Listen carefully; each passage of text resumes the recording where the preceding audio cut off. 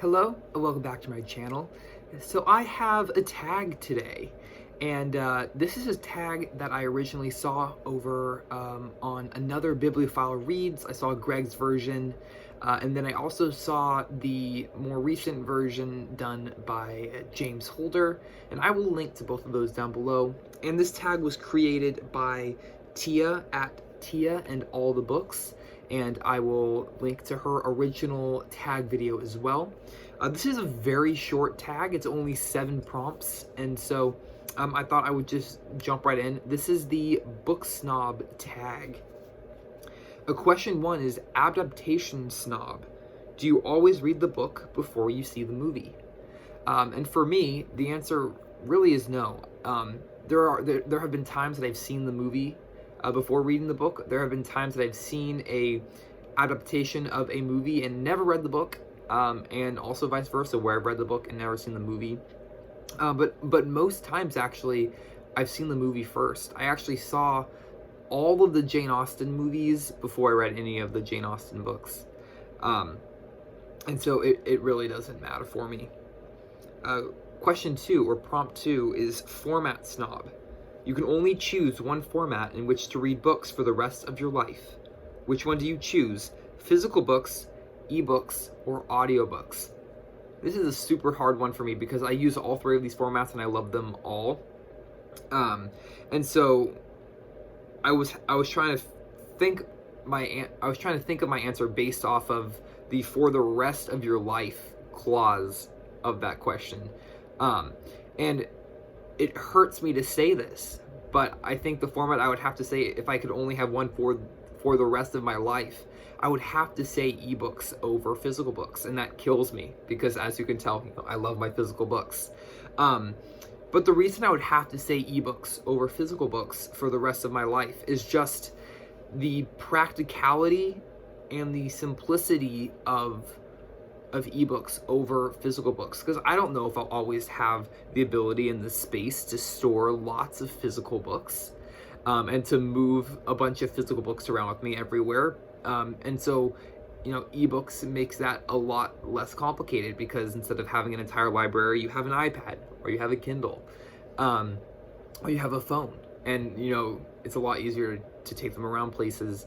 And especially if it's for the rest of my life, when I'm really, really old, I don't know if I'll be able to, use hold up a physical book and read the small fonts or whatever. And granted, there may be different, new forms that haven't been invented yet by then. But I would have to say ebooks, even though that pains me. Prompt 3 is Ship Snob. Would you date or marry a non-reader?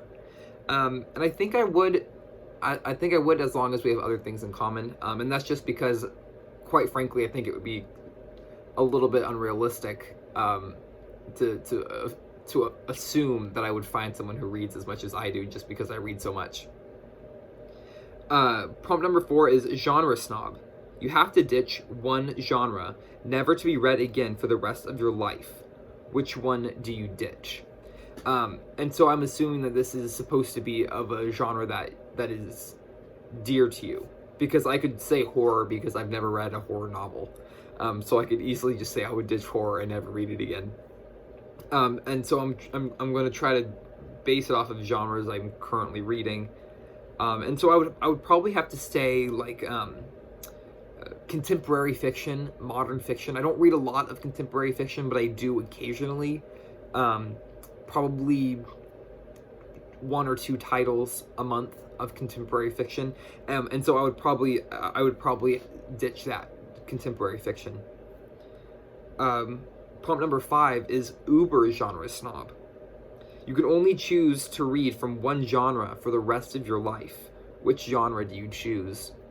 And I was thinking really hard about this one too, because I read a lot of classic literature and I read a lot of historical nonfiction. And I realized at the end of the day, I would have to choose historical nonfiction. If I could only have one genre for the rest of my life to read, I would have to choose historical nonfiction. Prompt number 6 is Community Snob. Which genre do you think receives the most snobbery from the bookish community? And I would definitely have to say romance novels for this one. Prompt number 7, Snobbery Recipient. Have you ever been snobbed for something that you have been reading, or for reading in general? And I've never been really snobbed for either of these, for something that I've been reading, or for reading in general. And that's just because really I don't bring up, first of all, for the second one, I just don't really bring up that I read in conversations organically. If it comes up in the conversation and the other person I'm talking to turns out to be a reader as well, I love talking about books and I'll always talk about books. But I never just bring it up on my own. For being snobbed for something that I was reading has really never happened. But that's just because I really don't, I read when I'm out and about, but typically it's an ebook, so you can't really see what you're reading. But then for the most part I just read at home, so not really.